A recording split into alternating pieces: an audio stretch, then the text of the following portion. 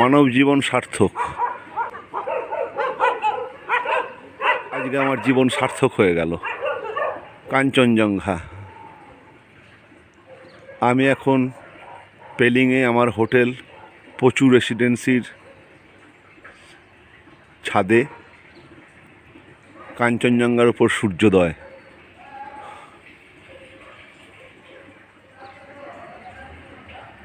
জীবন ধন্য আমার। এই অভূতপূর্ব দৃশ্য আমি আগে অনেক জায়গা থেকে দেখেছি, কিন্তু এরকমভাবে কাঞ্চনজঙ্ঘার উপর সূর্যোদয় আমি দেখিনি। এবং সম্পূর্ণ আমি একা, গোটা অঞ্চলে কোনো জনমানব নেই। আমার হোটেলেতে আমি একমাত্র গেস্ট, এবং এই ছাদ টেরেস সহ ঘর আমি শুধুমাত্র এই কাঞ্চনজঙ্ঘা দেখার জন্যই নিয়েছি। 4 দিন ধরে এখানে আমরা থাকবো খালি কাঞ্চনজঙ্ঘা দেখার জন্য। আর প্রথম দিনেই আমার জীবন সার্থক। কাঞ্চনজঙ্ঘা এখন বাজে 6:25, 6:27 সূর্যোদয় হবে। সূর্যোদয়ের প্রভাতী আলো ধীরে ধীরে কাঞ্চনজঙ্ঘাকে লাল করে দিচ্ছে। দেখুন সেই অভূতপূর্ব দৃশ্য।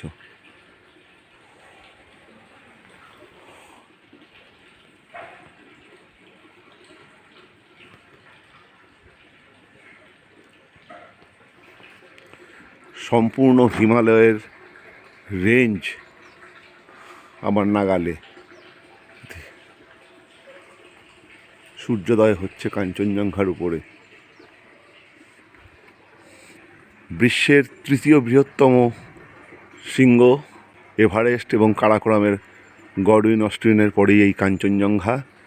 এবং পেলিংয়ে আমার হোটেল পাঁচু রেসিডেন্সির ছাদে দাঁড়িয়ে আমি একা সেই অভূতপূর্ব, আমি এবং আমার ফ্যামিলি একা দাঁড়িয়ে সেই অভূতপূর্ব ঘটনার সাক্ষী হচ্ছি। কাঞ্চনের উপরে সূর্যোদয়।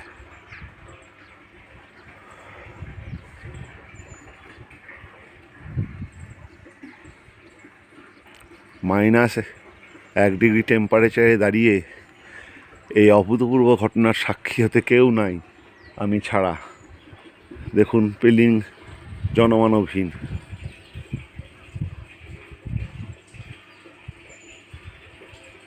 আশেপাশের সমস্ত হোটেল লজ সব ফাঁকা, কেউই নাই। আর বিগত 3 দিন ধরে আবহাওয়া পরিষ্কার না থাকার জন্য কাঞ্চন দর্শনও দেয়নি। শুধুমাত্র আজকে আমি দেখবো বলেই যেন হয়তো উঠেছে কাঞ্চন, যে না তুই এত কষ্ট করে এসছিস আমাকে দেখার জন্য, দেখ, 2 নয়ন ভরে দেখ। অপূর্ব।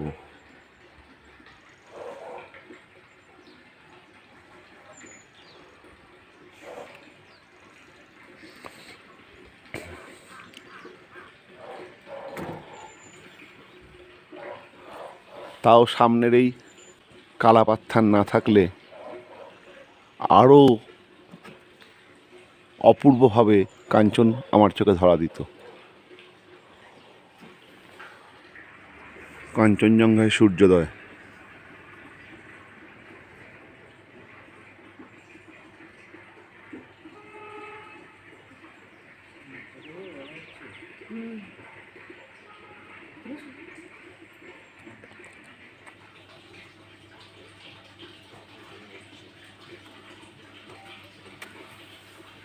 হোটেল পাঁচু রেসিডেন্সির ছাদ থেকে কাঞ্চনজঙ্ঘার সূর্যোদয়।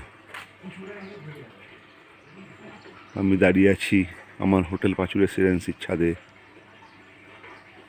সাক্ষী থাকছি এক অভূতপূর্ব ঘটনার। কাঞ্চনজঙ্ঘার উপরে সূর্যোদয়। যে কাঞ্চনজঙ্ঘাকে দেখার জন্য আমি কোথায় না কোথায় ছুটে গেছি, এত স্পষ্টভাবে, সম্পূর্ণ একাকীভাবে কাঞ্চনজঙ্ঘাকে পাওয়ার এই অনুভূতি আগে কোনো দিন হয়নি। থ্যাঙ্কস পেলিং,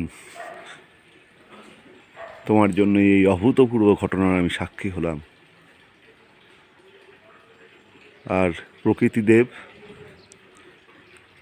আপনি আমাকে এই ঘটনা দেখার, এই বিরল ঘটনা দেখার সৌভাগ্য করে দিলেন।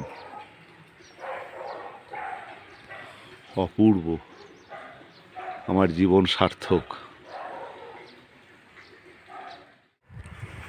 তারিখ 23শে জানুয়ারি, এখন সকাল 6:29। আমি পেলিংয়ে আমার হোটেল পাঁচু রেসিডেন্সির আমার যে ব্যালকনি বলা ভুল, টোটাল ছাদযুক্ত আমার যে সুইট হোটেল পাঁচু রেসিডেন্সি দেখতেই পাচ্ছেন। এই 8তলা হোটেলের সবথেকে উঁচু টপ ফ্লোরে আমি আছি। একটি সুইট, রুম নাম্বার 501। সেই সুইটের সামনের বিশাল ছাদে দাঁড়িয়ে সানরাইজ দেখছি কাঞ্চনজঙ্ঘার উপরে।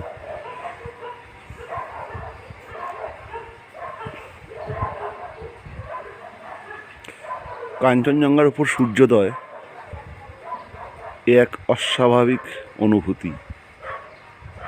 বিশ্বের তৃতীয় উচ্চতম শৃঙ্গ মাউন্ট কাঞ্চনজঙ্ঘা। এই কাঞ্চনজঙ্ঘার উপরে সূর্যোদয় দেখার সৌভাগ্য সবার হয় না। আমার কালকে হয়েছে, কালকে আরও বেশি ভালো হয়েছে, কারণ আকাশটা অনেক বেশি পরিষ্কার ছিল। আজকে সূর্যোদয় হলো, তবে সূর্যের আলো যে একটা লালিমা তৈরি করে পর্বতগুলোর উপরে, আজকে সেই লালিমা ততটা কেন্দ্রীভূত হয়নি। তার কারণ আমার সামনে বেশ কিছু মেঘ রয়েছে।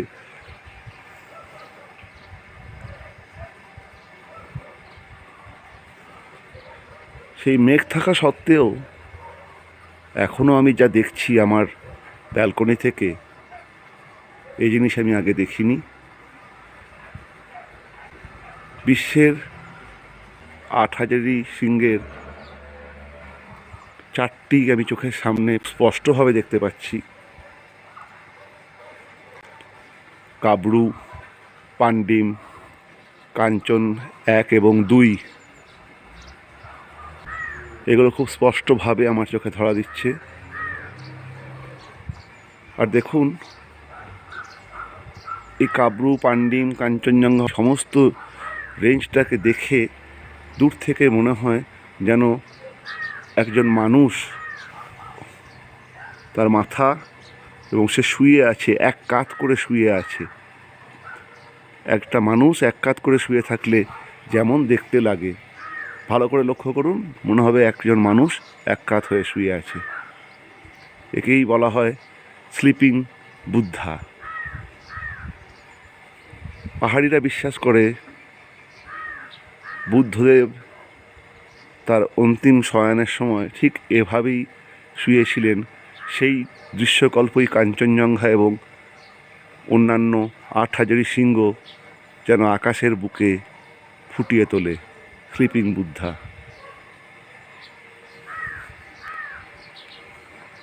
হাত ঠান্ডায় জমে যাচ্ছে, যে হাতে আমি আমার ফোন ক্যামেরা ধরে আছি। যদি এই সামনের এই 5,000 6,000 পাহাড়গুলো না থাকতো, তাহলে 8,000 শৃঙ্গগুলো আরও অদ্ভুতভাবে চোখের সামনে ধরা দিত। যাই হোক, সব কিছু নিয়েই বাঁচতে হয়। এই দৃশ্য আমি আগে দেখিনি কোনো দিন, যেটা আমাকে পেলিং এবারে দেখালো। পরপর 2 দিন, গতকাল এবং আজ, কাঞ্চনজঙ্ঘাকে এভাবে দেখতে পাবো এ আমার ভাবনাতেও ছিল না। অপূর্ব এই অনুভূতি।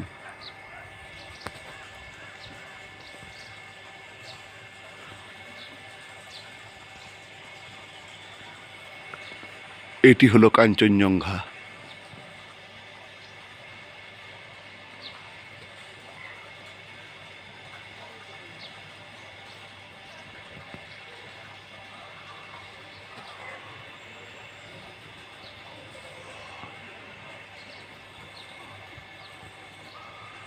এখন বেলা 8টা, সূর্যোদয় হয়ে গেছে 6:30টায়।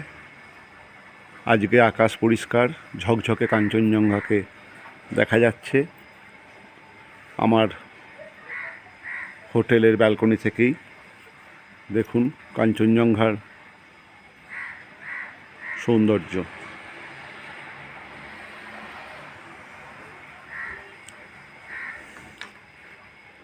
স্লিপিং বুদ্ধা,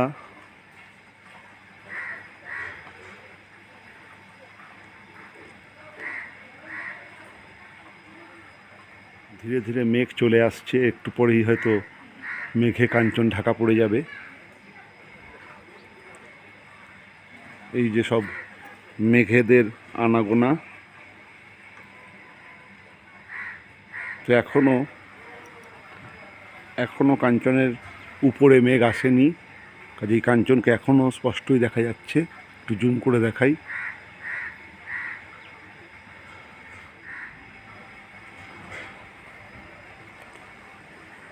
এটি মেঘ, এই মেঘটি ধীরে ধীরে কাঞ্চনের দিকে সরে আসবে এবং কাঞ্চনকে কিছুক্ষণ পরেই হয়তো ঢেকে দেবে। কিন্তু যতক্ষণ পর্যন্ত মেঘ আসেনি ততক্ষণের অপূর্ব দৃশ্যকল্প দেখে নিন। প্রকৃতি যেন তার সমস্ত রূপ রস গন্ধ কাঞ্চনের গায়ে ঢেলে দিয়েছে, আর সেই গন্ধ রূপ রসের ভাগিদার হচ্ছি আমি।